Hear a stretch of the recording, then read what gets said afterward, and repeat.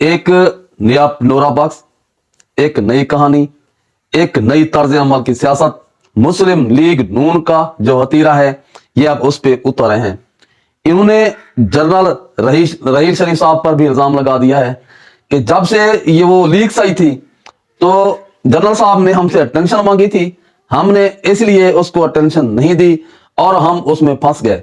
वैसे तो ये बड़े मासूम से लोग हैं, आज तक इन्होंने कोई करप्शन की ही नहीं है। तो पहली बात है, ये लोग इस्तेमाल करने की कोशिश करते हैं, अगर कोई इस्तेमाल ना हो तो उसको फिर बदनाम करते हैं, ये साजिशें करते हैं। इनकी सियासत का जो महवर है वो इन चीजों के गिर्द घूमता है। तो ये मेरी वीडियो के कुछ पार्ट्स हैं, ये आपने सारे देखने हैं ताकि आपको समझ आ सके। दूसरी बात ये है कि अब ये जो यहां इक़्तिदार बनाने की कोशिश कर रहे हैं, अवाम ने इनको पूरी तरह रिजेक्ट कर दिया है। अवाम इनकी किसी बात पे भी नहीं आ रही, क्योंकि ये जनरल रहील शरीफ पर इल्जाम लगे या किसी और जर्नल पर, ये किसी को वैसे माफ नहीं करते, ये अपना काम निकलवाते हैं। उसके बाद जब ये अपना बयाना और सियासत करते हैं तो ये उन मोहसिनों को रगड़ देते हैं। सबसे पहली बात यह है कि ये मोहसिन कुश इंसान है। और जो सबसे कीमती और अहम बात यह है कि आज तक इन मासूम से लोगों ने एक भी रसीद नहीं दी, क्योंकि जो लंदन में इनके फ्लैट्स हैं वो तो कतरी शहजादों की महरूम मिन्नत है, उन्होंने इनको गिफ्ट वगैरह दिए, इन गरीबों को ज़कात वगैरह के पैसे दिए और इनको जहाँ के वहाँ छोटे छोटे से ये कोई होंगे अरबों खरबों के जो महलात हैं वो इनको खरीदने पड़े, क्योंकि पाकिस्तान से इनको जला वतन कर दिया गया था। इसलिए ये लोग पहले कोशिश करते हैं। अब जो हालात नजर आ रहे हैं, हमारे जो चीफ आर्मी स्टाफ हैं आसिम मुनीर साहब, ये मेरिट पे लगे या इनको लगाया गया, तो जो माहौल बनाया जा रहा है कि इनको वजीर आजम बना दिया जाएगा, तो ये सब छोड़ के एस्टेब्लिशमेंट पे और इन इदारों पे बैठ चुके हैं घर। अवाम में ये जा नहीं सकते, अवाम इनको अपने बीच में आने नहीं दे रही। तो इसलिए अब इनको अगर सीटें पूरी नहीं मिलती, अगर इनको वजीर आजम नहीं बनाया जाता, तो ये कल से आसिम मुनीर साहब के बारे में भी यही कुछ कहेंगे, जो रहील शरीफ के बारे में कह रहे हैं, जो पिछले जर्नलों के बारे में कह रहे हैं। तो इनका नेक्स्ट बयाना यही होगा।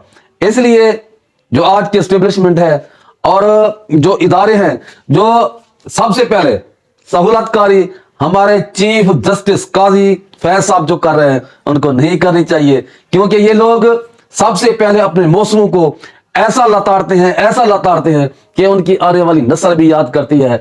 जो लैंग्वेज हमारे चीफ जस्टिस काजी फैज साहब ने मिसाल यूसुफ जई के बारे में की, ये तो कोई जहल भी नहीं कर सकता। आपका स्टेटस सर इतना बहुत बड़ा हाई है कि आप जो लैंग्वेज इस्तेमाल करें कम से कम इतनी हो कि लोग समझे कि वाकई आप इतने ओहदे के लायक हो। पहली तो बात यह है कि आपको जस्टिस इफ्तिखार साहब ने एक वकील से उठाकर आपको जज की कुर्सी पर बिठाया था, आप मेरिट पर यहां तक नहीं पहुंचे। और दूसरी बात यह, जब आपने हल्फ लिया था तो आप अपनी बेगम को साथ लेकर खड़े थे। हमने ये समझा था कि जनाब इज्जत करते हैं औरतों की, लेकिन पिछले 16-17 माह से औरतें जेलों में बंद हैं, जुल्म तशद्दुद हो रहा है, आपकी किसी पर नजर नहीं गई। तो इसलिए हम लोगों ने ये समझ लिया कि हमारा चीफ जस्टिस एक जो कंप्रोमाइज हो चुका है और इसको सिर्फ अपनी बेगम अपनी वाइफ औरत लगती है, बाकी लड़कियां बच्चियां ये कहते हैं आपने तालीम कहां से हासिल की। माय लॉर्ड साहब, जो आपके सामने खड़ी होकर बच्ची बोल रही थी उसने तालीम कहीं से भी हासिल की हो, बहरहाल उसकी हिम्मत हौसले को दाद देनी चाहिए। आप तो उससे भी कुछ घटिया पटिया निकले। वजह यही है कि जो आप इस मनसब पर बैठे हैं, आप इस मनसब के काबिल भी नहीं हो। इसलिए कहते हैं कि इंसान को पहले तोलना चाहिए, बाद में बोलना चाहिए। अगर ये मेरी सारी वीडियो अच्छी लगी हो तो लाइक, कमेंट्स और शेयर और फॉलो आपने जरूर करनी है। अस्सलाम वालेकुम।